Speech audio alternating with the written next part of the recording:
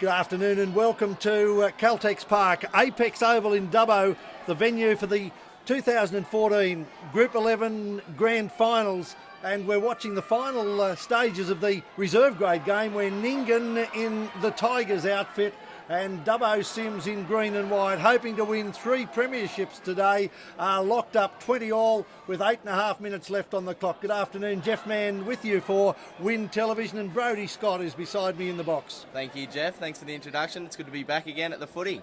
It's a terrific day, magnificent afternoon for rugby league, and here the venue for the Country City match earlier in the year. We won't quite get that 12,000 crowd, but I think there'll be a stunning number of people in the grandstand and on the far hill by the time the first grade kicks off. It's been a pretty big crowd today already with the Nyngan Tigers. Support have been very vocal. Got their points. They were down at half time, I think 16-8, and they've got back to 20 points all, and I think the crowd's been a very big help for them. Well, the Nyngan Tigers, Nyngan, the small community about 90 mile or 140 kilometres from Dubbo on the Barrier Highway heading towards Broken Hill, as Cyms go wide and find a gap out wide, and that's the centre three-quarter. Kyle Simmons has already scored a couple of tries, but the ball snapped up by the Nyngan Tigers, and the supporting group in front of us have just been buoyed by a Nyngan Tiger doing somersaults, and they're on their feet as the big replacement there goes forward. Andrew Donovan takes it up almost to the 40-metre line. In fact, he's just crossed the 40-metre line. Nyngan are looking to go back-to-back. They won the Western Plains Rugby Union Grand Final last week, and today they're looking to add a Group 11 Rugby League as referee John Francis spots a knock on. It was one of those close ones, but with 6 minutes and 57 seconds left on the clock, 20 all. What a great way to start the grand finals. Well, they've just let the Cyms side off the heat a little bit, I think there. They were looking to go down the field and hopefully score that try to put them in front, but they've coughed up their lollies, and Cyms will get the ball back. And it's going to be Dubbo Cyms taking it away from their own line. Dubbo Cyms, if you're not versed in the name of the club, it stands for the Catholic Young Men's Society. That was what it was formed as back in 1947, and there are versions of that in Group 10 Rugby League. Orange Cyms, the old Lithgow Shamrocks, and Bathurst St Pats, who won the Group 10 competition last week. But now Cyms take it through Ilisai Nava to a number of the Pacific Islander players playing for both clubs. One of them, in fact, has been taken from the field, but we stay with the action as Cyms go wide. It goes out to the 5'8" there, an experienced player, Corey Cox, who's already kicked 3 goals. Ball goes to ground, comes back, Corey Cox picks it up, and then taken by the Nyngan defence. 3 or 4 tackles gone. Referee Francis standing a couple of metres out from the line as Craig Roworth, an experienced player, goes forward, plays it 10 metres out in front.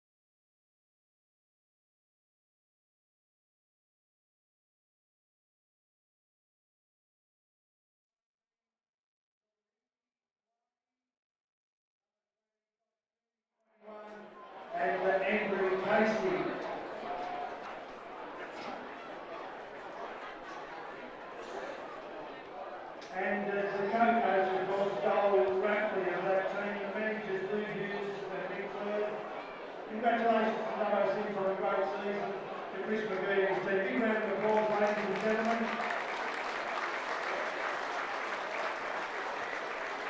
And I'll ask now for Magpies to make the presentation of the Tooheys View Group 11 Reserve Grade Premiers for 2014, a trophy named in the honour of the department.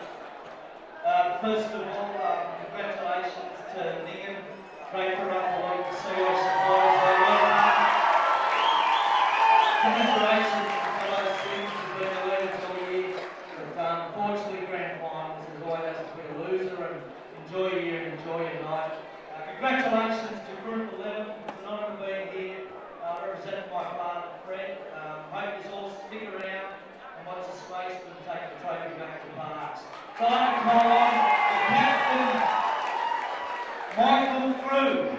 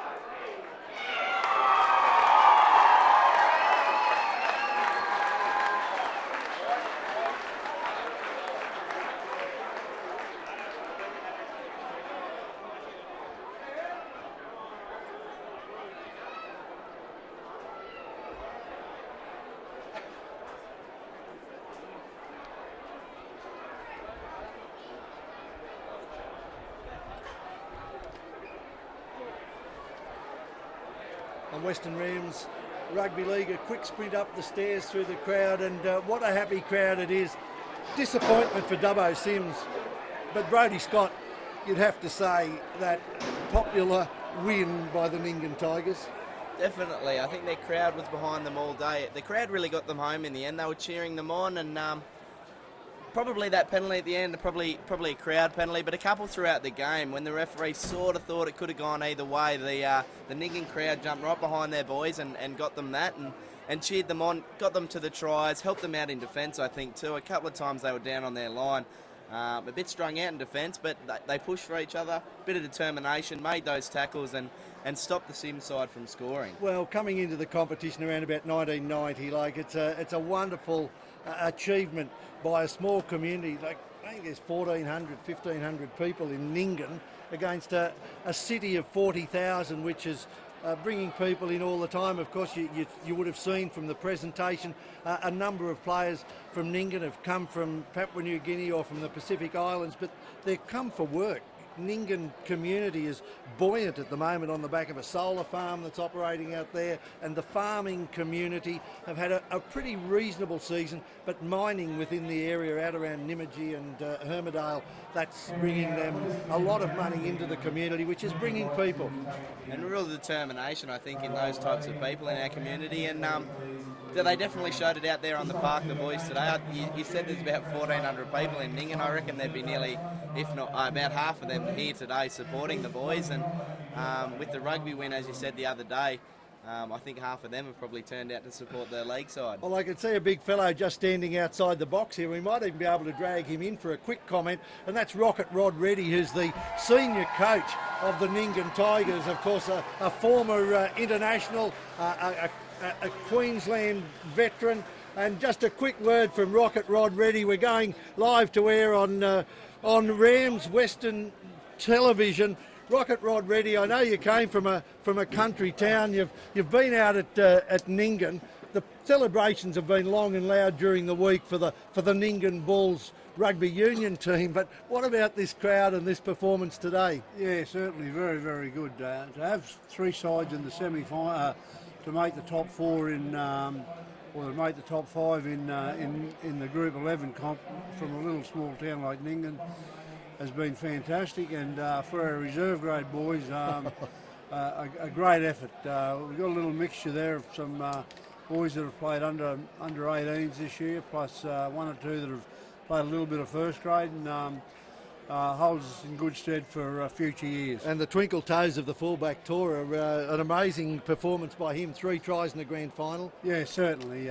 Great on his feet. He's over here from Fiji on a mission, and he's completed that mission today. Well, Rod, I know that Ningin will be really bubbling along for another week. Can you take 2 weeks of celebrations in that town? They're pretty resilient in Ningin, and I think they know how to enjoy themselves. So, and I think it comes on, what, the 60th anniversary or the 50th anniversary of a club team that won all 3 premierships. Yeah, you were at a dinner. In 1964, actually, and to go along to that dinner that night and to watch those people there was absolutely fantastic. For such a small town like Ningin to win those 3 grades, and there again this year in the Group 11 comp for Ningin to win a reserve grade comp, certainly a great effort.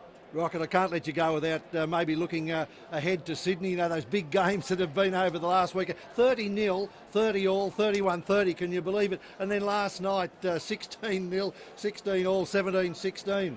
No, it's semi-finals football is a little bit different, and players find things from inside, and there's the result of those games to finish 1 point out on both Friday night and Saturday night.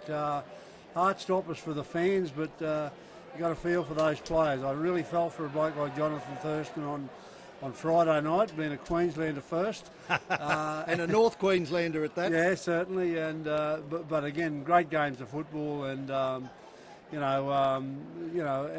again, it's just opportunities at the right time, and that's the way footy goes. Rocket Rod Reddy, before you go, Peter Kennedy is one of the Forbes Magpies, one of the greatest footballers in country rugby league. He didn't play state, but he did play in the centres with Mick Cronin in 1975, the last time that country beat City in the fair dinkum country City first grade game, and he's out there to welcome onto the field the Forbes Magpies, some brilliant young players coming out of the Forbes Magpies nursery. Yeah, certainly. You know, both these 18s, I've seen them play during the year, and both sides are well coached, and they play great football. So I couldn't get I mean, probably Forbes should win it on their combination through the school, I'd imagine, over at that college over there. But you never know. Like Cyms a well-drilled side, so it'll be a very interesting game of football. Well, Forbes Red Bend has certainly produced some good footballers, including Chris Anderson,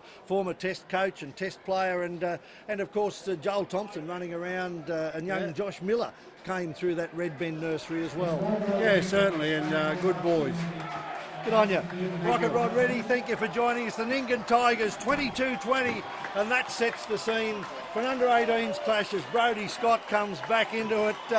Great insights from a man who, there he is, he's a former international living in Nyngan and a part of a team that has brought them out. The Nyngan Tigers victorious in reserve grade, the under-18s now, and Brodie, I'll get you to take us through the team. The Forbes Magpies, who last won here in 2007, and we'll hear a bit of that at half-time in this game. For the Forbes Magpies today, number 1 is Sam Williams, number 2, Jared Andrews, number 3, Sam Tyak, number 4, Jared Nicholson, 5 is Pat Murphy, 6 is Mitch Burke, 7, Nick Greenhall, and the number 8 is Brad Herbert, number 9, Hayden Bolam, 10, Ben Schofield, 11, Trey Merritt, 12 is Chris Judd, and the 13 is Bailey Hartwig. And we'll go through the replacements as they make their way onto the field, but a number of those players, Western Rams, a couple of them country under-16s, and there's a couple of real likely players coming off the bench, including Matt Woolnow, who was outstanding as the captain of country under-16s this year.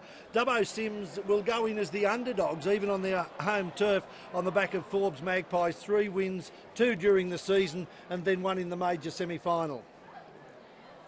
Yeah, they're a pretty good side out there. They've got a good combination in their halves, and I think the player to watch for Cyms today is probably going to be their number 9, the hooker. He's played, I think, already 2 years of under-18s, and this will be his 3rd year, hoping they won the two previous premierships, and he'll be looking for 3 under-18s premierships. Well, Cyms came looking for 3 premierships today, and as has happened to many teams in the past, on the first game they've found themselves in a situation where they can only win 2. Cameron Greenalg is the coach of the Forbes Magpies, and former NRL player Dubbo Junior Wayne Singh is the coach of Dubbo Cyms, and some famous names in Western football area. Mark Pay, brother of Dean, and Tom Nelson, who coached, I think, 20 Group 11 and Western Division teams to country premierships, are the managers. The full team, Dubbo Cyms. Full team for Dubbo Cyms is number 1, Kyan Shaw, number 2, Mitch Dunlop, 3, Jesse Dunlop,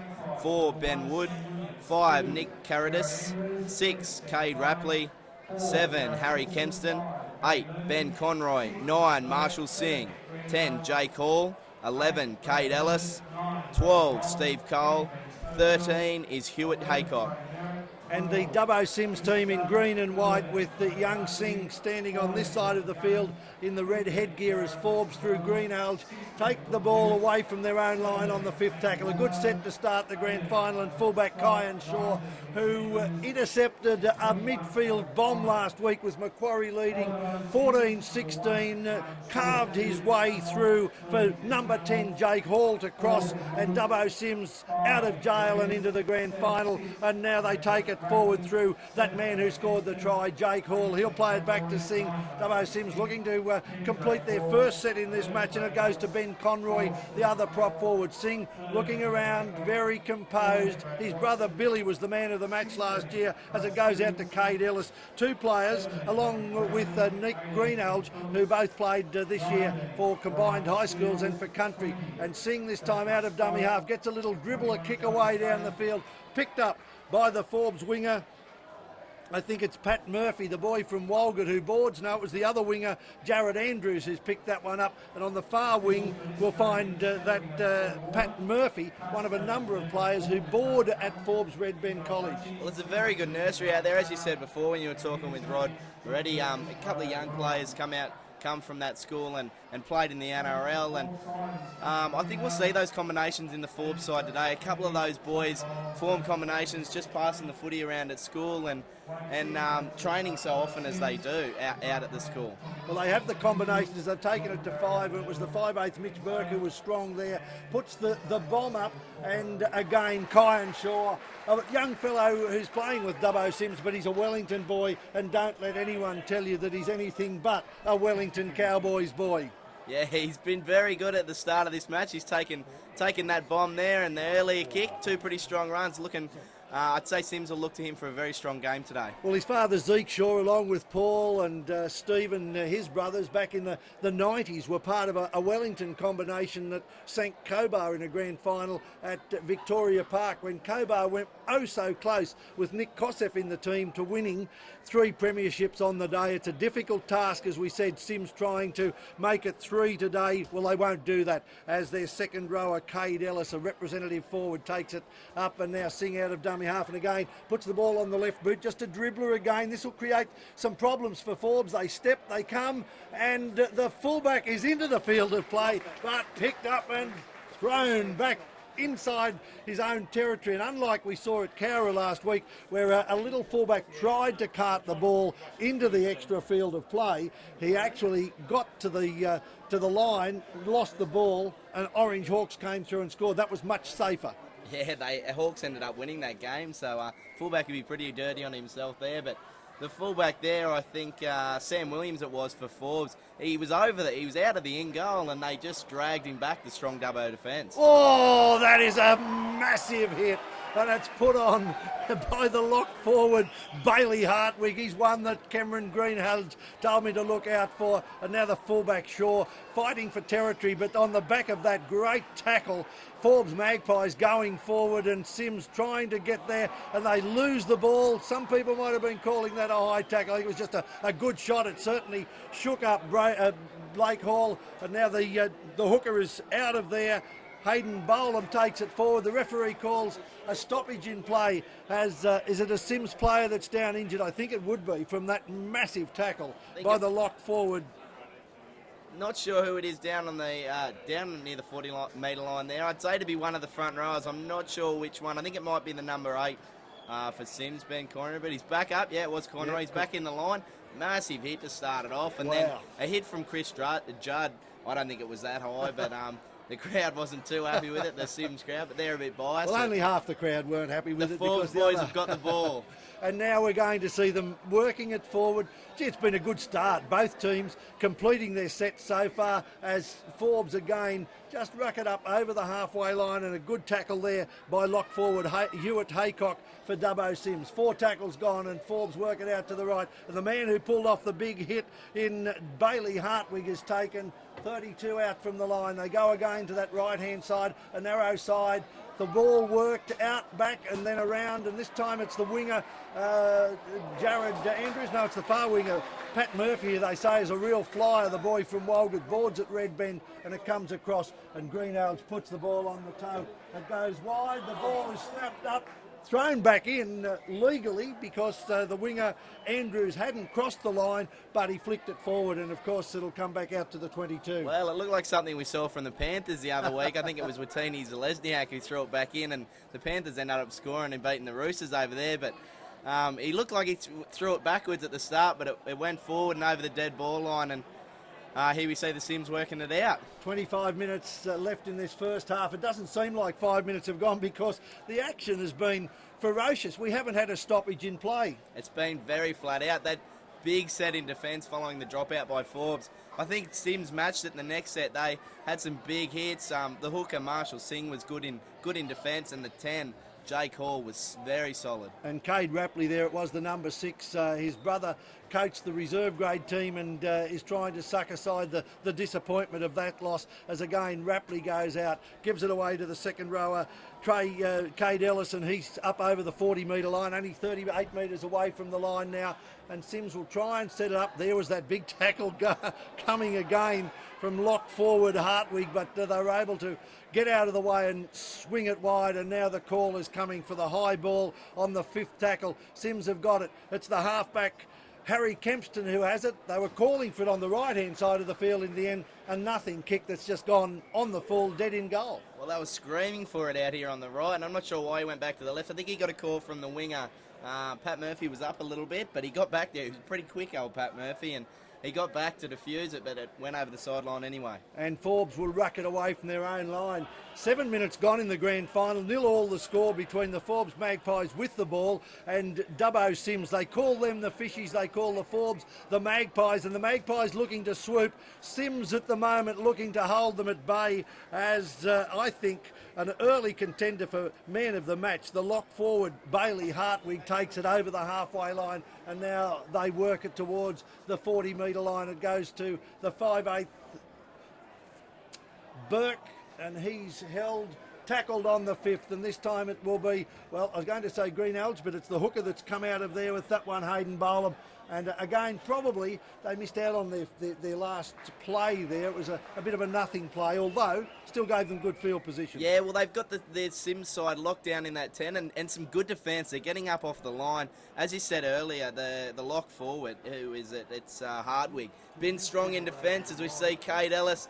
He's had about 4 or 5 hit-ups already this game, Cade Ellis, but he's put on his back there, made to play the ball. And, of course, the Forbes Magpies, their season has been outstanding. They've scored a lot of tries, but they've been good defensively, and they're showing this afternoon a real blanket of defence across. The smaller communities come to Dubbo. They want to knock off the big fish, pardon the pun, and we've seen Ninga do it in reserve grade. 0-0 the score in this juniors game, but Forbes have had a very, very good defensive set again and kept Cyms inside their half, and so the kick only goes down to the 30 and they get it to the 20 and they get it back to the 30 already. Good run there by Sam Williams. Just took the defence on a bit, just takes it straight back up, gets his side off to a good start. I think in big matches, just doing the little things, getting back, getting those metres for your team really helps them out. Well, the experienced players, and there are plenty of them, Western Rams, Group 11, country reps at 18s and at 16s level in this team, and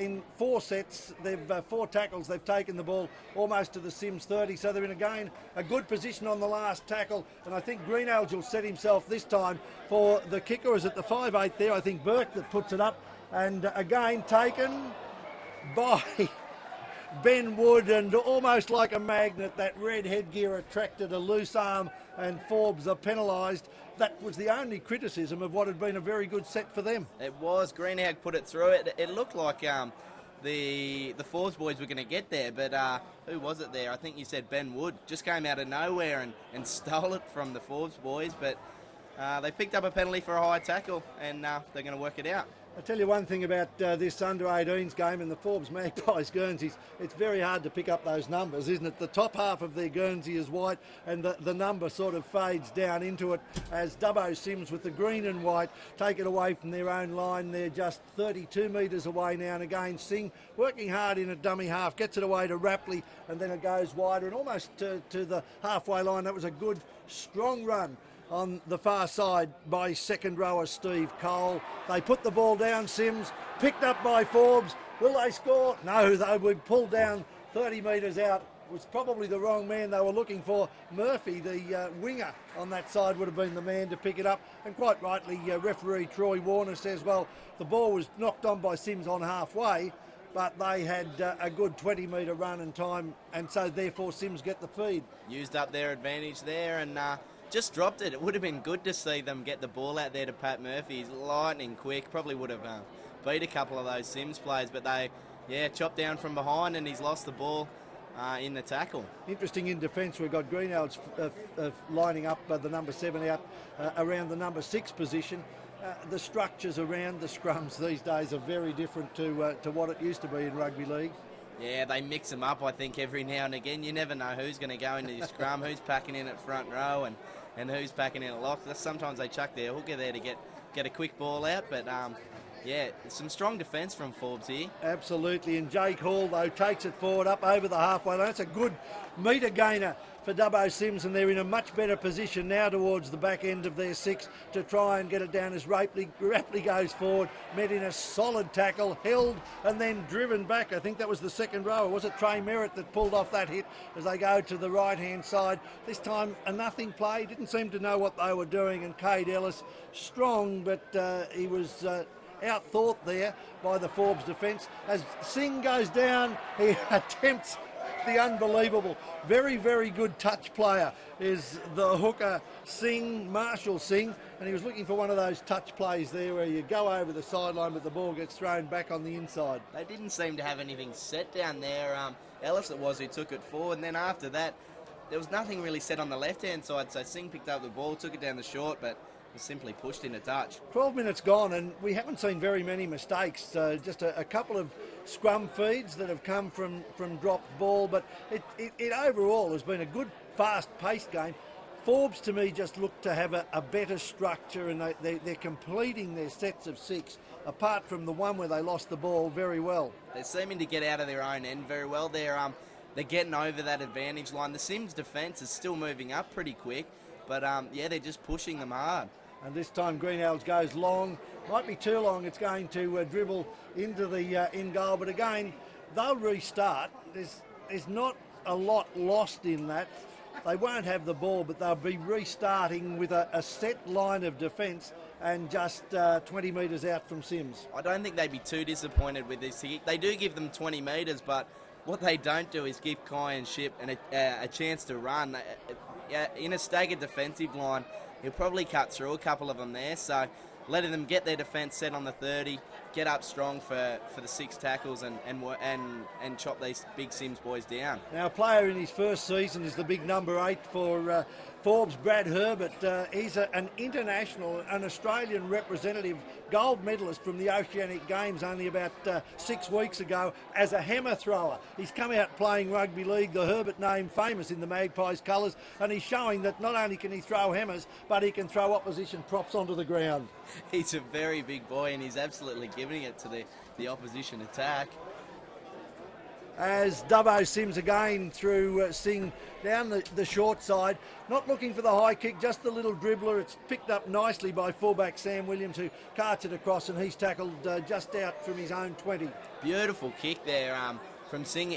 As someone told me before the game, watch out for his kicking game. He'll control the game, control his whole team. He's defending out here on the right edge. He hasn't been too busy in defence, but in attack he's always into it. Putting through some good kicks, finishing off their sets nicely. Well, Greenhalgh comes to this short side, the left-hand side, and almost making a break there. I think it might have been Trey Merritt, indicative of the strength of the lad. He's able to get it to within the 30 line, and now the lock forward punches it up over there, Hartwig, and they're 29 metres out on the 5th tackle. And this time it goes to the 5/8. I think I've called the 5/8 Nick Greenhalgh a couple of times, but it's gone to Mitch Burke. Again, well taken in their own line by fullback Kyan Shaw. And again, completed set of 6. They won't mind tackling from the 20. Yeah, I think they're just trying to grind it out here a bit, the Forbes boys. They're waiting for that opportunity, I suppose, to bring blokes like their fullback Sam Williams and the winger Pat Murphy, waiting to try and tire a couple of these forwards out, a couple of their backs as well, and wait for those blokes to strike. Well, Dylan Gunn on for the Forbes, Brad Watson on for Dubbo Cyms, took the ball out to just near the halfway line, and now they go wide to the left-hand side, but right in front of us, right in front of our cameras, a forward pass, but referee Troy Warner, is he calling? Yep, he is. He's calling that somebody was holding a player down in the play the ball, and that will give Cyms their best opportunity for a while, because they will be restarting off Singh's kick about 35, 38, 39 metres away from the Forbes Magpie line, 15 minutes out from half-time. No score in the Group 11 Grand Final. It's been very tough opening, 30 minutes? They've been very tough opening 15, and this is probably one of the first times that we've seen the Cyms side really set up for an attacking opportunity. And Jesse Dunlop is taking it forward there. A strong run from the centre. They come across, and here's Singh playing wide of the ruck, this time off to Ben Conroy, who took that heavy hit earlier, but he showed he's played of metal, and he's actually continued to take the ball forward, and they're now only within 9, Cyms. 21 is on there for Dubbo Cyms. Joe Stageman, he goes one way, comes back the other. Cyms lose the ball. Picked up by Greenhalgh up over the 20-metre line, taken by the 5/8 Rapley and prop forward Conroy, and now Forbes get the opportunity on the back of a Cyms mistake to take it away from their line. Cyms had back-to-back sets there, and they coughed it up on just the third tackle. Yeah, I think this bit of a grind that the Forbes boys are getting into with them is taking a bit of a toll. They're dropping simple passes, and they're missing a couple of tackles in defence. And of course that is compounded by the fact that they've now given Forbes another free 20 metres. Forbes 42 metres away from Cyms line. No points in this grand final, but as Trey Merritt takes it forward, Forbes will be looking to convert the wealth of possession that they've had and the way that they've contained it into points. As it is the fullback who goes through. Sam Williams, dummy, steps, goes through, tackle, bounces off the defence, taken in desperation from behind, and is pulled down just a metre away. 2 tackles gone. It goes out to the lock forward Hartwig, who wants the white line, gets it back there to the hooker. I think it's the number 9, Hayden Boland, who crunches his way forward. I'm not sure whether it is 9, but it's a try for the Forbes Magpies, and first points in the grand final of the under-18s for 2014. The RSL Dubbo Resort under-18s, and the scoreboard shows Forbes 4, Dubbo Cyms 0. Well, I'm not sure if it was the number 9 either, but the bloke out there in the black headgear scored it. Some good setup play from Sam Williams, blasting through the line. He couldn't beat the fullback. He tried to run away from him and score in the corner, but couldn't burn him for pace. He got up, had another crack, looked like he was going to go under the post, and he was pulled down in a great desperation tackle there from Steve Cole. Next play, they've gone a little bit wider, and I think it was Hartwig who got the offload away. I'm pretty sure it was the hooker. Still can't find out yet where We're just he is. looking for the number, the little fellow. I can see him, but I can't see his back. I think we should call them to turn around.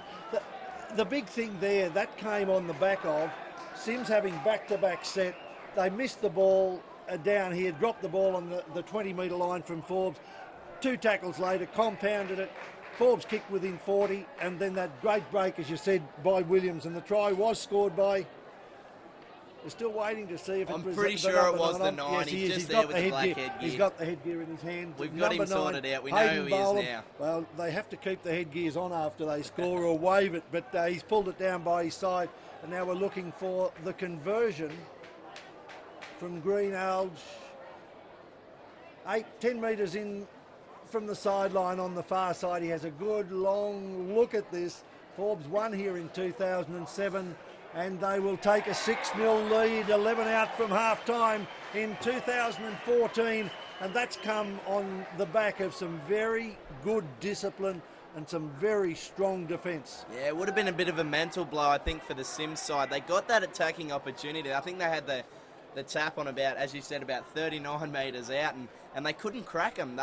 The Forbes defence was really strong. Forbes got a penalty and went down that end, and yeah, they just crashed over the line down there.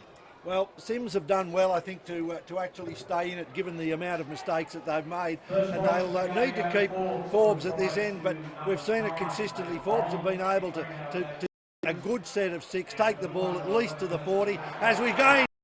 This is Murphy, the ball. In Group 11 earlier in the season, and he's just showed it out there. He's just come onto the field, probably his first touch, only been on there 2 tackles, and he scores a try. It was his first touch. They put him into a great hole there, but he had some work to do to beat that fullback Iron Chip. He's done exceptionally well, and another 4 points to Forbes. Well, they started well with a try by Hayden Boland. It took them 20 odd minutes to get that try, but on the back of a Cyms mistake and one of their own mistakes, but just the fact that they've been able to take the ball the length of the field in their sets of 6, they now find themselves looking at a 12-0 scoreline, 6 minutes away from half-time as Green Alge lines this one up. He kicked the first one from much wider than this, should be a throw over, but we've said that before, and the ball has gone to the left or right of the posts. He has a good look at it, Green Alge, a famous name in Ugower and Forbes. Boot to ball, no worries whatsoever, straight through the uprights. 12-0, 6 out from half-time. Well, I'm not going to say anything while they're going for their goal kicks. I've been known to jinx a few of the kickers, especially last week, and I'm not very good at that, so I'll just let them kick the ball and I'll just watch on. We did have a couple last week, didn't we, with Bathurst St Pat's. You were full of praise for Gary Riley, the Bathurst St Pat's 5'8", who hadn't missed a goal in the final series until you acknowledged that fact.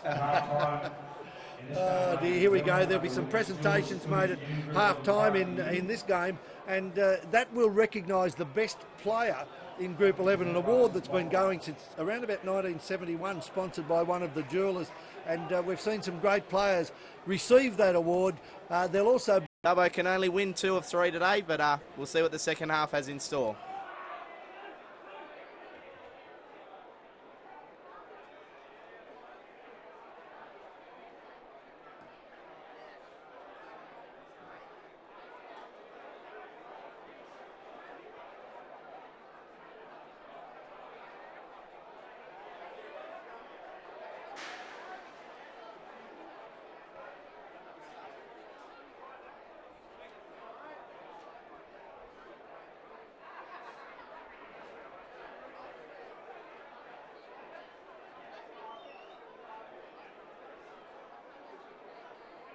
Ladies and gentlemen, an opportunity to pause and watch for a very hectic day of grand final rugby league. The first day of the Olympic finals, and some of the starting already enjoying the spectacle of the West WA region to the west. It's a great game to score 12 points to 4. Playing teams in the west from here. But there have been some great players over the years who have come through the weather and gone on to take premiership trophies. Starting in 1971, for many years known as the Junior Regency Jewellers Award, now known as the Magpies Jewellers Junior Player of the Year. And in 2014, late Tremaine Kennedy from Dubbo Cyms scored 10 points. It's the selectors of the Group 11 who get together and they rate their best players 10 down to 1. With 10 points, you are nominated at the top. So Blake Tremaine Kennedy scored 10 for the season. Ainsley Foxhead will be seeing Blake Tremaine Kennedy's first game for the Dubbo Cyms in 11. Jeremy Street Smith from Dubbo Macquarie on 15. Alex Powell enjoying his first season with the Park Station on 16. Kieran Cummins-Shipp from Dubbo Cyms on 17. On 23 points, and then at the earlier day on the referee's best compared to the water along with shooting white, and that is Montana Tino from Park on 24 points in 4th spot. Darren Failure from Dubbo Cyms, and then this one will be popular in the 3rd spot. From Newton, on 36 points, on 37 points. Last year's winner of this award, Captain Coach of the Wellington Cowboys, Justin Toomey White from Wellington, and the 2014 Magpies Jewellers Toomey Player of the Year from Dubbo Cyms is singer Joy Chapman.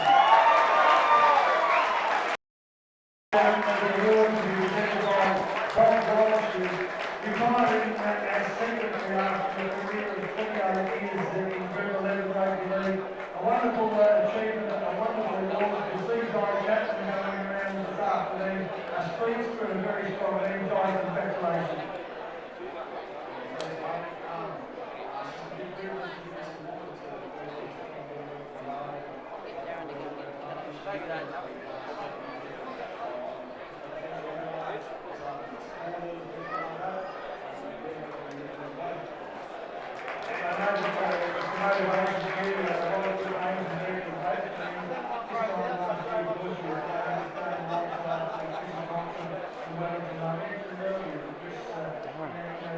tough battle environment, it was a tough fight for the Magpies.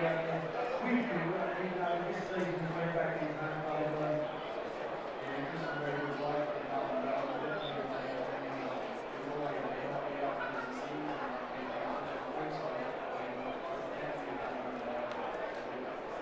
Congratulations, the 2014 Player of the Year, Ryan Chapman from Dubbo Cyms, ladies and gentlemen, the action will continue. Of course, if you've watched the great go today on the way to tune in and listen to the game on the board by the voice of the ABC radio, leading their acknowledge a little earlier, David Borrow.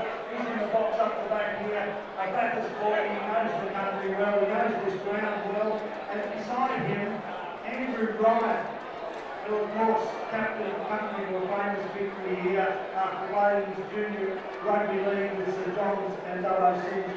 That'll be 549 on your AM dial. And if you'd like to tune in and listen to it on your FM dial, it is on 107.1 and 95.9, or you can live stream on YouTube through Western Rams Rugby League. So go to the ground, you like to listen to it and hear the game at the same time, watch the game at the same time. The man who is known for his accuracy, David Morrow and Andrew Ryan will be calling it.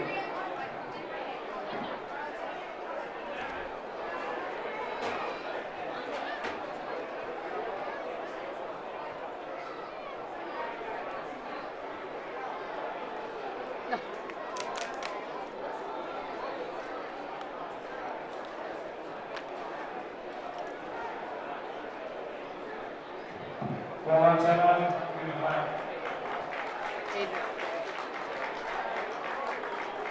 Thank you.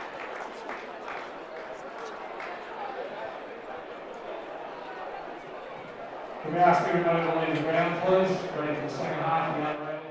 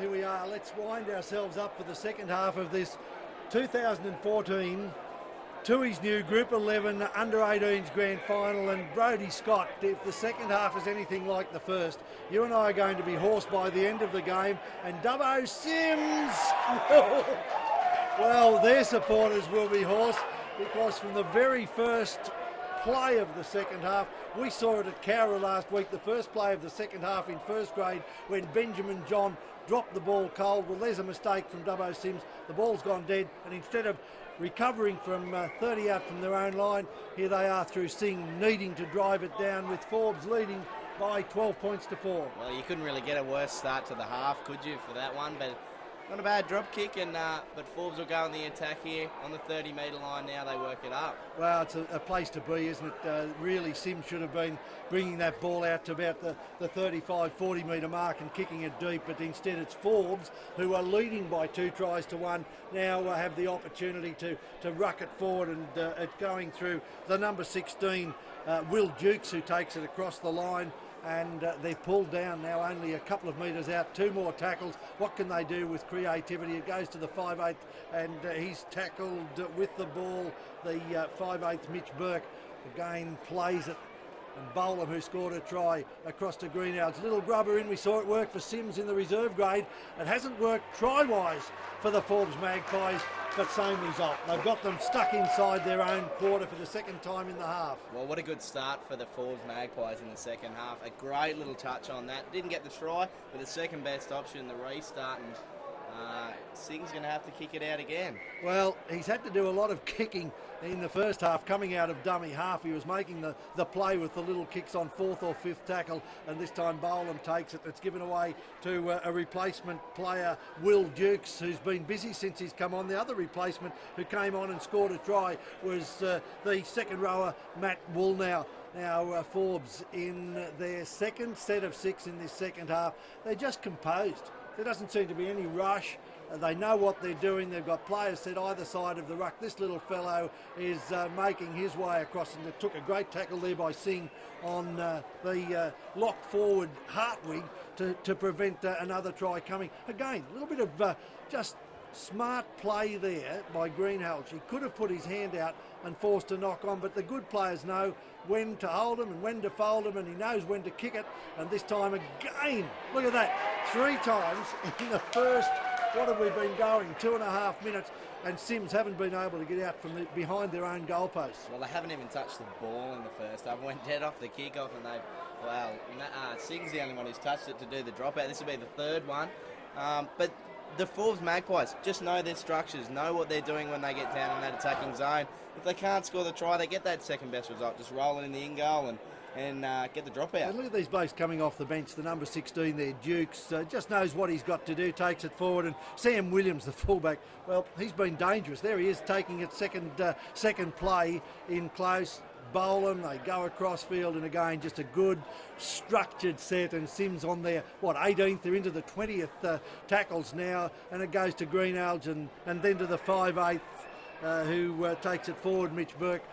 4 tackles gone, a couple of metres out. It comes to Woolnow, who scored the try when he first came on, looking for try number 2. Forbes leading by 12-8. This is a gutsy effort by Cyms to be able to contain them as the ball goes across. And the chip kick wide, taken on the full, and a huge sigh of relief for Dubbo Cyms coach Wayne Singh, who went, finally, we've got the ball in hand. I think you've got to give credit there to the Cyms defence. They didn't let him through. They didn't give him any opportunities to go through, and that's why they've had to put it on the toe and get those repeat sets. But they've held on long enough, not let him in for a try, and here they go. Well, what a quality set of defence by Cyms, and now they, on the first tackle, take it away from their own line. That's the big prop forward there, Ben Conroy, who's in 2 tackles now, taken them, and they'll force a penalty here.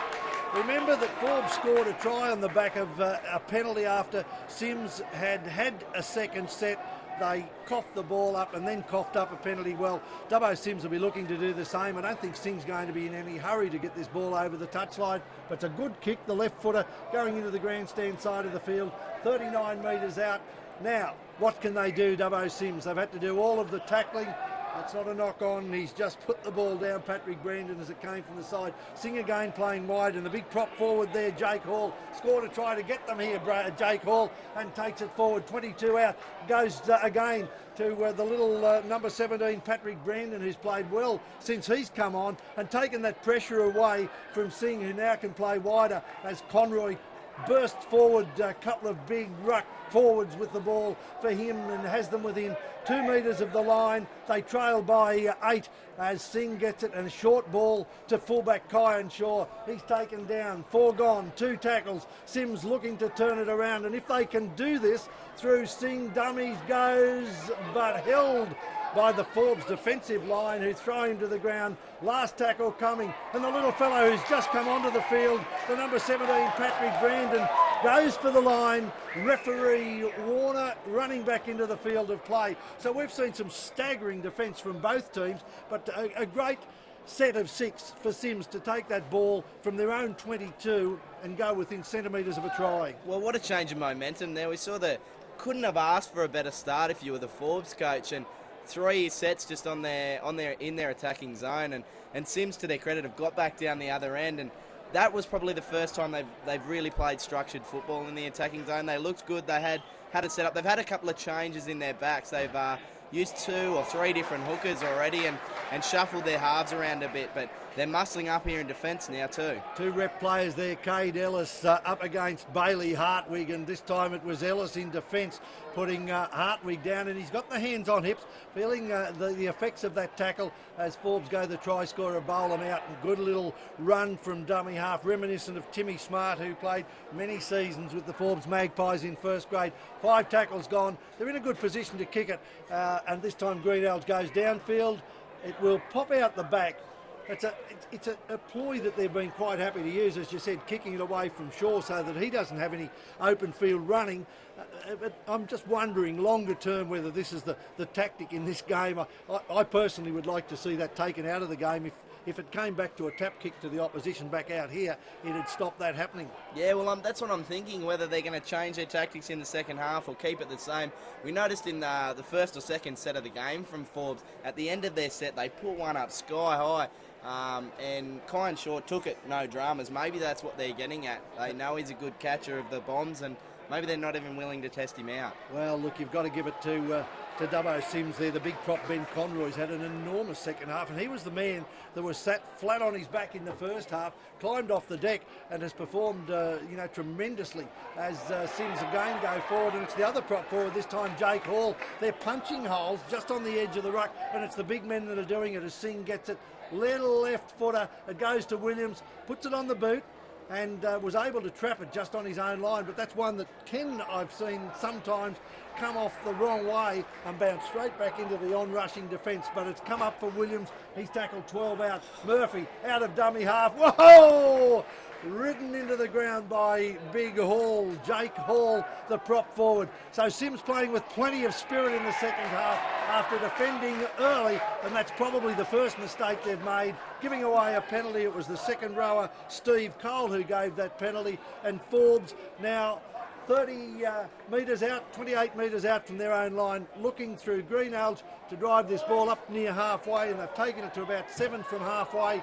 And we start again. What a great quality game. Yeah, well, they had Forbes under the pump a little bit there. It was a really good set. Their 2 front rows, or maybe their second row it was. A couple of good hit-ups, and then Singh got a really good kick away, but giving away that penalty. And as we just seen, the 2 Forbes front rows had just come back on in this second half. And Jared Andrews there coming in from the wing to take the ball forward, sat on his back and moved backwards, and now Forbes. Greenelge again, that second man play, goes out the back, but Cyms defence up well, and Singh on the far side, along with second rower Cade Ellis, who's been very busy in the second half. Forbes looking out of dummy half. It's the winger, I think, Andrews, that takes this one up over the 30-metre line. 4 tackles gone. They go the short side, Greenelge, and then it's given away to Jared Nicholson, who's taken 5 tackles gone. Forbes leading by 12 points to 8 in an invigorating game of rugby league. The 5/8 puts that ball on the end of the toe. That's Burke. It goes into the in goal. Kyan Shaw tries to get away from behind his own line. He's been tackled in there by the speedster Murphy, but I think it's Murphy that's probably come off second best. He's a big, strong runner. Guy and Shaw, can you believe this though? We've been going 10 minutes in the second half. 4 times Dubbo Cyms have had to kick from underneath their own posts. Well, dropout number 4, and the pressure's on them again. Pretty good set there from the Forbes Magpies. They didn't look like a threat of scoring there. The Cyms defence has been really strong, but again, second best result. Absolutely, as the big number 8 takes it forward for Forbes. Brad Herbert, the man who's a hammer thrower, and a replacement slips and ducks, and Isaac Scott goes to ground 22 metres out. Forbes with the ball, Forbes with the lead, Forbes with the momentum, and Dubbo Cyms tackling for their lives. The Fishies lost the reserve grade. Greenhalgh goes to a wide side. It goes to the centre, 3/4 strong. Almost forcing his way over out there was Jared Nicholson, but Singh, one of 3 Cyms players who hold on in defence. The man Greenhalgh gets it, and I was looking if that ball popped out, but it was actually the headgear that was slipping around the side. I thought was the ball, as a little grubber kick through, and for the 5th time in the second half, 5 times in 11 minutes. I'd best guess that you'd be too young, Brodie Scott, to remember Steve Mortimer doing this against St George back in about 1985, 86, just dribbling the ball in, and St George forced to kick out from their own line, but 5 in 12 minutes. That was about 8 years before I was born, but yeah, they're playing some really good football. I'm not sure their coach will be definitely happy with them getting all these repeat sets and playing the game down in there, but surely soon it's got to leak to some points. Well, here's an important change for Forbes with the tough lock forward, who's been damaging in both attack and defence, coming off for Forbes, and that's Bailey Hartwig. Looks to have maybe a shoulder injury, and Forbes have knocked on. So all of that hard work by Dubbo Cyms, all of that defensive work, 5 times kicking out from underneath their own posts, has paid some dividend, not in points. But I wonder psychologically if Forbes are starting to think, gee, what have we got to do to get over the line? Yeah, I think that too, that mentally they're going, what can we do to get to crack this Dubbo defence? They're defending really well, and I think what Dubbo will be trying to do here is look to their big boys, Ben Conroy and Jake Hall, to barge them up the field, and Marshall Singh at the end of it to get away a really good kick to get them back in the game, really. Having said that, we see Cade Rapley going out of dummy half, so it's the little boys that are taking it out here. But here comes the big man now, and that's big Ellis, the second rower, very strong in the second half. Cyms have finally got that structure into their play as Singh takes it wide, and it goes to prop forward Hall, who's up now, 42 away from the line. 12-4, 17 minutes remaining in the grand final for 2014. Singh goes wide, almost around his man, 5 tackles gone. Cyms 32 out. Where will they go? It comes out to Kempston. He puts the ball high. Sam Williams has been very safe all afternoon. Stands, takes the ball, beats the man rushing at him. But then a very good tackle coming from the replacement out there, the little hooker for Cyms, and I think it was Patrick Brandon, who's been very good since he's come on too, with the white headgear, and Forbes taking it away from their own line. 2 tackles, almost out to the 30-metre line, Forbes. They've started to visibly tire. The structure is not quite the same. They're more of a blanket in attack, whereas before we really saw them fanning out. But it's a hot day at Caltex Field as Forbes almost bust through on the 40-metre line, and 16 minutes left in the grand final. Forbes leading by 12 points to 4.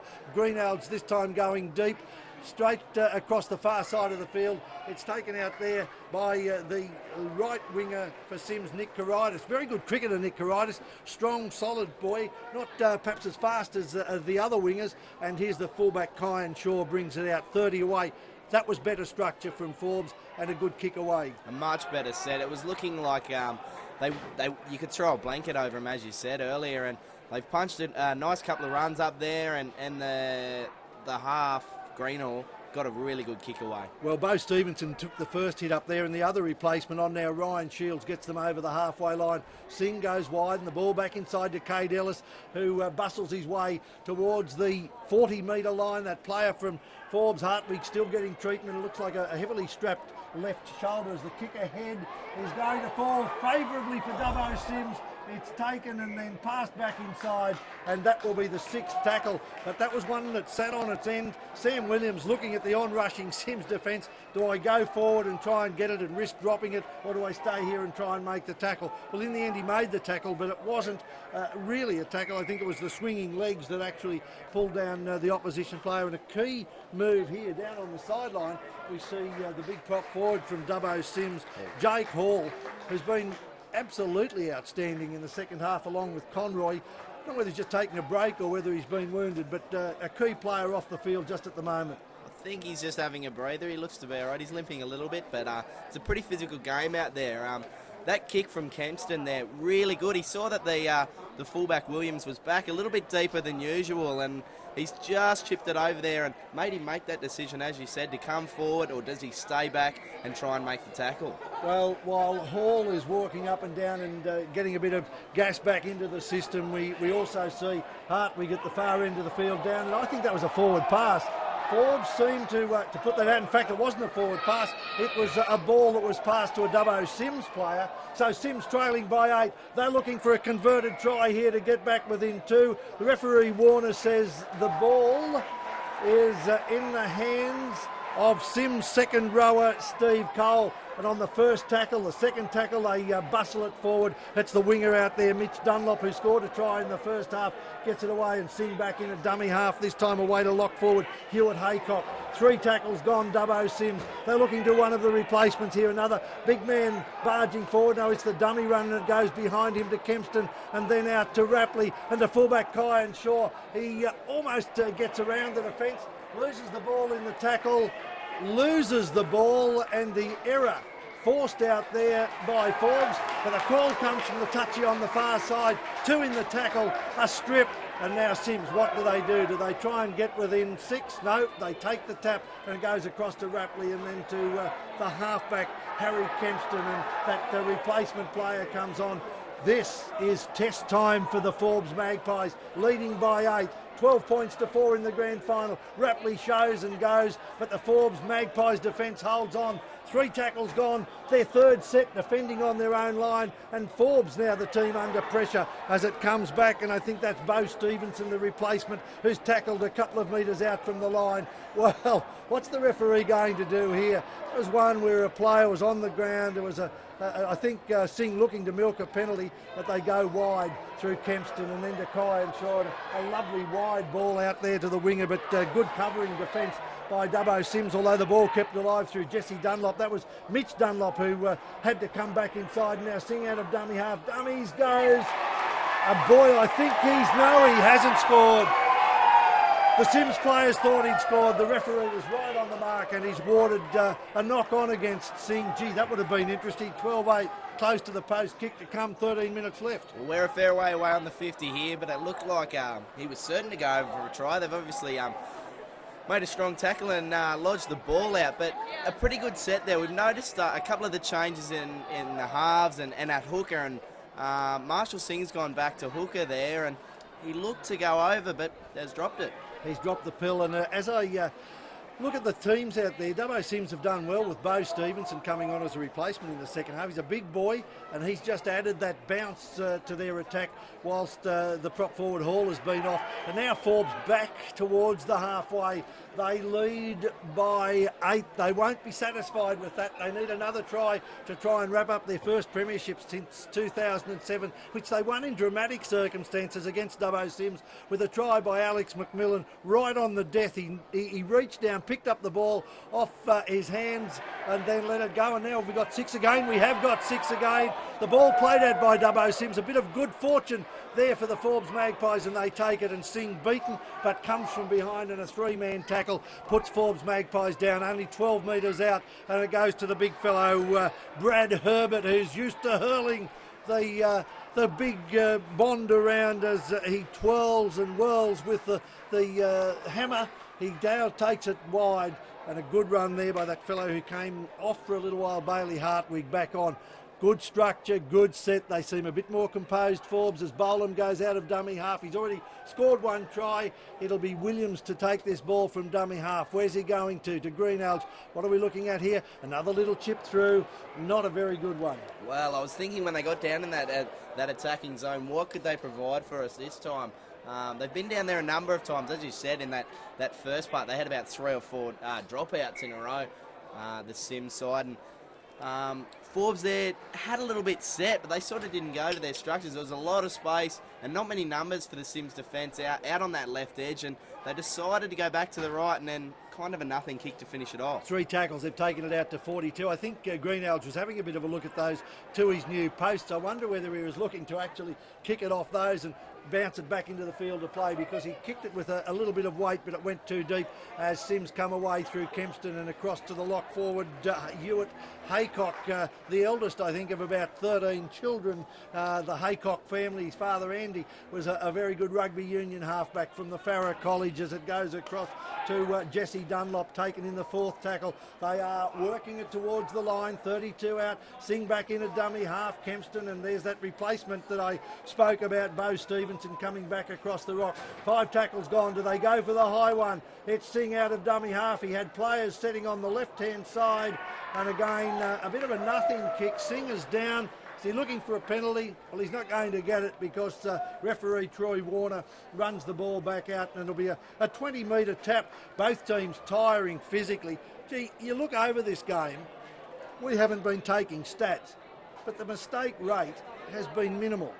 Yeah, I think the only mistakes they're making is probably kicking the ball dead on the bounce, but it's not even that bad for both sides. They're keeping each other down in their own end and not really providing the other side with any opportunities. They're making them work hard, break the line and stuff like that to even have a chance of scoring tries. Well, there haven't been too many line breaks in this second half, and a couple that have come from the big men from Cyms punching it up the middle, and now Forbes looking to go away. They stand in a tackle. I think the Cyms defence maybe relaxed a bit and thought that was going to be called tackle, but he was on his feet and he got the ball away well as they go forward. Sam Williams, the fullback, he's been good throughout and been prepared to come up there and take the ball one off the ruck, as well as get back in defence and to take the ball, and it goes to Greenhalgh on the blind side. It goes out to the centre there, Nicholson wide to Jared Andrews, and he's tackled on the far side of the field. I'd be looking for Murphy. I wonder what he's like in the air if they were to come crossfield and look for the high bomb as the 5/8 comes across. Had men outside him. In fact, he had Hardwig outside him there, Mitch Burke, but decided to go on his own. 5 gone. Greenhalgh's a little grubber into the in goal. Whoa! Almost got his hand on that. Kyan Shaw in perfect position, used the to his goalpost as a bit of a shepherd to get back into the field of play. Well, they're testing him out in there now. They're putting a few of those little grubbers through, just making sure his positional play's right. But Kyan Shaw is really answering any questions these Forbes attack is thrown at him. Well, they've had 5 dropouts from under their own posts, and how many other times have they actually pulled the ball away from their own line? As Ellis, it is, the big second rower, disappointed he didn't get the call from the referee or the touch judges there. They've said he's lost the ball. Both teams have runners going onto the field with water. It's hot here at Apex Oval, Caltex Field in Dubbo, and the clock showing 7.5 minutes left. We saw a dramatic end to the reserve grade grand final, with Ningen kicking a penalty goal 40 metres out with less than 90 seconds to go. Matt Sheether broke a 20-all deadlock for a 22-20 victory, the first time that Ningen have won it. We're going to see the same sort of drama in this one. Forbes, the minor premiers and winners 3 times over Cyms this year, leading by 12-8 as a very good play by Nicholson. Stands in a tackle and gets the ball out wide. The defence comes once and then a second time. Second tackle gone on the far side of the field as the grandstand is quite tense at the moment. Plenty of Cyms supporters. The Forbes Magpies have come in numbers as well, looking to make it their first premiership here since 2007. And there he is, the hammer thrower. Brad Herbert takes it forward, tackled in front of the post, only a couple of metres out. What have they got, Forbes? Bolam passed behind the 5/8 Mitch Burke, and then it goes wide, and a lovely little ball from the fullback Williams there to the centre Tyack, and he's tackled a couple of metres out. So 4 tackles gone. What are they going to do? It goes to the lock forward, and he's obviously favouring that shoulder. Is Hardwick, but he goes to ground. No, he doesn't. He's looking to offload. Scott, the replacement. 5 tackles gone. Where do they go this time? Are they going to the air? Are they going wide? It looks like they're going wide. 1, 2, 3, and on the far side of the field. Lovely hands. A great play by the Forbes Magpies, and that's Jared Andrews over for the try on the far side. Cyms have had to do all of the work in the second half. There's a little bit of push and shove on the far side. Referee Troy Warner has this under control. A couple of Cyms players coming out. But look, that was a good play, smart play. They outnumbered them, and quick hands through the back line. Well, they set up on that left edge, and it didn't look like they were going to go there. The lock, Hartwig, took it up. He didn't look outside him, and then one of the front rows, I'm not sure whether it was Herbert or Schofield, didn't look outside for the offload, took it to ground, but on that next play, Greenhall got his hands on the ball, went wide, knew it was on, and it had to go out there. By gee, it's been a great controlled second half by both teams, really, but something had to give. Both teams have thrown everything at each other in defence. Cyms have had to do probably 2-1 in the second half in defence, and they've stood manfully, but you just had that feeling that somewhere it was going to crack, and now at 16 points to 4 with 5 left on the clock, it's a long road back for the Cyms Fishies. Yeah, they put a lot of pressure on the Forbes Magpies. I think they've done about 4 or 5 dropouts, the Cyms side. And, they just started to crack out there. They're sliding well for each other in defence, but on that occasion, the Forbes blokes were just too good. Well, I think just the fact that they continue to have to stand on their own line and try and work it back. And again, if you to look over this match, Greenhall, the halfback, he just seems composed. He doesn't seem to be in a rush. He does things, he creates space, but he does it in his own time. And now looking to convert the try with the score 18 points to 4. The mighty Spaceman behind him. That's the other team from down the Newell Highway south of Dubbo looking to take a premiership as he comes in. Boot to ball, it looks good, it's swinging around. The shadows are on the outside of the post. So the score remains 16 points to 4, 4:20. And while Cyms will come back with vigour, 4.5 minutes is a long time to try and retrieve 12 points. Well, I think that might just be the nail in the coffin. They've been defending well, and they probably got in the minds of the Forbes boys thinking, how can we crack this Dubbo defence? But there it was, and let's just see what the Dubbo boys can do. They've got the ball back now. They have an excellent kick-off, and the winger Mitch Dunlop goes high and takes it. Cyms need to score in the next couple of tackles and then come throwing it back. Is there another twist in the tail as Harry Kempston, the shaved-headed number 7, goes to 10 metres out. Test now for the Forbes defence as Singh in there, and the lock forward, I think it is there, that takes it forward in Hewitt Haycock. He's tackled a great run on the far side of the field, gets a Cyms player over the line. Referee Warner goes in, have a look, and he's awarded the try. Well, we've said it's going to take something special. Well, it came from the kick-off. Tremendous work to get that ball back by Jesse Dunlop, and 3 tackles later, Cyms scored. 3.5 minutes left, 16 points to 8. It'll be all over if he misses this goal, and we'll have to wait and see who the try scorer was. I wouldn't say all over yet. We've seen some funny things in rugby league this week in particular. Absolutely, this weekend in RL. But it was a great take there from the winger Mitch Dunlop, and they did need to let it go right. I was just thinking for about 3 or 4 tackles that when are they going to go right? When are they going to go right? And they finally did. And I think it was the 13 who crashed over, was it? I think so, Hewitt Haycock. Well, he Haycock. certainly had involvement in that play earlier, but it was their big men, and the kick comes and it goes through. So we're down to a 16 points to 10, a 6-point ball game. Now what do Forbes do apart from walk the ball back up and take as long as they can? Do Forbes just drive this deep and risk Cyms wanting some long-range attack? Do they go short and try and get the ball back? I would think deep as they can without kicking it out the back on the full. I think what they need to do is a strong set in defence. They need to get Sam Williams, when that kick comes down, get a strong run back and get them started. They get their big men onto the ball and then look to get Greenhall. Well, that ball goes across field and it's the 21 who brings it back, Joey Stageman for Cyms, out to the 20-metre line. They're going to get a couple of sets perhaps, but they need to take action first, and it's a little replacement there that takes it out. It's the centre, I think, Wood, who's taken it out for Dubbo Cyms, and now big Cade Ellis out to the 40-metre line. 3 gone. Cyms have 1 minute 40 seconds to lock it up in this grand final as it goes to Kempston and across now to Hall. Gets through last week. The hero ball goes to ground. It was knocked on. Well, I thought that might have been a Forbes player who actually knocked it back, but obviously the referee has ruled that Hall lost that in the tackle, and he looks to be holding his right shoulder. So when he came off before, we thought he might have been having a bit of a break. He's definitely got a right shoulder hanging limply on his side and only half able to get it around his player. He wouldn't like his second rowers pushing forward into there. 1 minute 13 Forbes. What's the play for them? Well, I think for Forbes, what they've got to do is get the ball to their number 7. He's been excellent throughout the whole game, and as we see there, who is it? Kempston getting around, forcing, almost like in rugby union, forcing that error, and there it is, the number 7, but not getting the ball where he wanted, Greenhalgh, and now the fullback Williams, who's been superb in this match. They lead by 16 points to 10 with just a couple of minutes remaining, a couple of sets of tackles remaining in this. Murphy comes in. We haven't had a lot of opportunity to see him put the magic feet, and now Hartwig comes forward and takes it within 4 of the halfway line. 34 seconds left, Brodie Scott, and Forbes doing the perfect. A big gap, well, it was a shoulder charge too. Cade Ellis coming in, and that probably says grand final win for the first time since 2007 for the Forbes Magpies. They'll have 16 seconds again. They're not going to take a lot of time. Drive it into touch. Come up, you would think, a tap.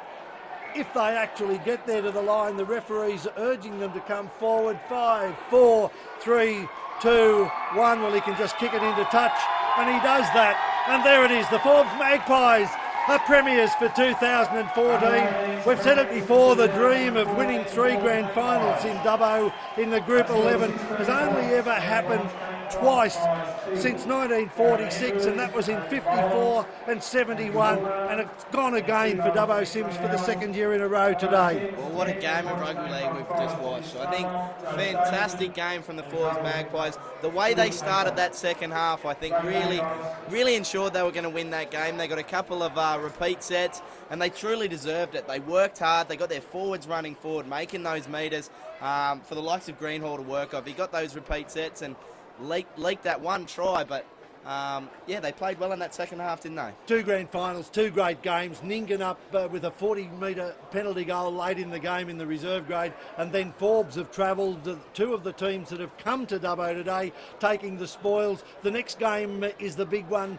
first grade. The mighty Spacemen, who won it last year against Dubbo Cyms, who were heavily favoured. Cyms again heavily favoured in first grade, but Parks will have seen what's happened with their Newell Highway town, the twin towns they call them, and a terrific game of rugby league. The try scorers in this match today, I think they came from, for Forbes, Hayden Bolam, the little hooker. Matt Woolnow, who came on as a replacement, was only on for a couple of minutes and scored a terrific try. Jared Andrews was the one who wrapped it up on the far side of the field late in the game, and Greenhalgh kicked a couple of goals, whilst Dubbo Cyms were well served, and their try scorers, no idea. I think it was Singh. Did he go over? Didn't put them down on the paper. But Haycock got one. Haycock got that last try. That's right. So put him 16 within points 6. to 8 and 16 points to 10 with the goal. Terrific game of rugby league. The presentations of this under-18s, including the presentation of the premiers, the player of the year and the player of the grand final to take place. I'll head on down to the presentation area, and then the first grade on Rams television to be taken over by David Morrow and Dubbo's favourite son Andrew Ryan, who'll be calling all of the action. I'll get sidelined with Shannon Byrne and spend a bit of time down there to try and bring you the action. But a big crowd on hand, and the visiting teams will go away happy with this one. A lot of the Tigers have stayed from Ningen. And now the Forbes Magpies, Brodie, well, they'll be celebrating. 7 years, a bit of a drought, but they've broken it today. Yeah, well, they'll enjoy that win. I think they are really well deserved. And as you head down there, I think player of the match, we'll probably have to look at Bailey Hartwig for the Forbes side. He was outstanding, really, really strong in defence. And probably the other player, the number 7, Nick Greenall, was excellent. But yeah, they're my picks for the player of the match, and we'll see who gets it.